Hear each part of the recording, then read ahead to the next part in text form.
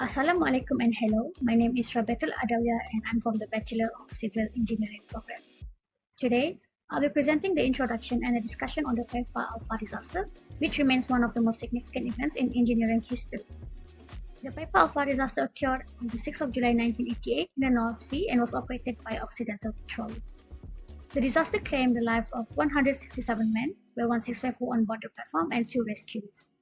Unlike a natural catastrophe, Pipa Alpha was caused by technical failures, poor communication, and weaknesses in safety culture. The tragedy led to significant changes in industry regulations through the current inquiry, which introduced more than 100 safety recommendations for offshore operations. Moving on to the discussion on the topic, the Pipa Alpha disaster wasn't caused by just one single mistake. Instead, it happened because of many failures happening at the same time, especially communication breakdowns and weaknesses in safety culture and management. One of the biggest problems was that safety was often overlooked in favor of maintaining production targets. There was a culture of complacency where safety systems were treated as just formalities instead of being essential protections. To highlight what a strong safety culture should look like, I've included this diagram on the slide. It shows that a strong safety culture depends on several key elements working together. The first one is leadership that sets safety as top priority, well-designed systems to manage risks, the right people who are trained and empowered to act safely, safe behaviors practiced daily, and most importantly, clear communication at every level. These are the lessons we can learn as future engineers that you must always prioritize safety, ensure proper risk management, and communicate clearly to prevent tragedies like Pipa Alpha from happening again. Let's continue with the technical and engineering issues. Earlier in the day, the pressure safety valve on pump A was removed for maintenance and replaced with a temporary blind flange that was not pressure rated, and worse, it was not tagged. Unfortunately, this critical detail was not communicated during the shift handover. That night, the pump was restarted, leading to a condensate leak and the first explosion. Things escalated quickly. The firewalls between modules failed to contain the fire, and the control room, which was located in an exposed area, became unusable soon after the blast. Worse still, there was no emergency shutdown system to isolate Pipa Alpha from nearby platform.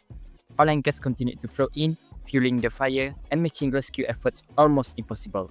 On top of that, the platform had limited fire suppression, poor access to lifeboat, and very few escape routes. These failures reflect to a serious breakdown in engineering responsibility, violating the Engineering Act 1967, which clearly states that all foreseeable risks must be addressed through a safe design and effective communication. Hello, my name is Muhammad Shakir. So today I will briefly highlight the ethical reason behind the Pipa Alpha disaster, which tragically illustrate how ethical failures can lead to tragedy. So the first is there was a neglect of safety responsibilities. The firewater deluge system was under maintenance, but operations continued without any backup, putting life at risk. So the second is communication failures play a major role.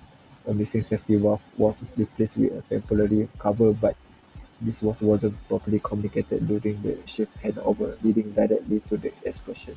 So the third is the platform show poor risk management and emergency planning. This design allowed the fire to spread rapidly, and the crew was not properly trained to respond, limiting their chance of survival. So lastly, the company focused on unethical safety culture. Efficiency was prioritized over safety, and workers were discouraged from raising concerns, even when systems were clearly compromised. So that's all for me. Thank you. As a conclusion, the Pipa Alpha disaster happened because of mistakes that could have been prevented. It broke the Engineers Act as safety was not put first. Instead, the company focused more on productions, and because of that, 167 lives were lost.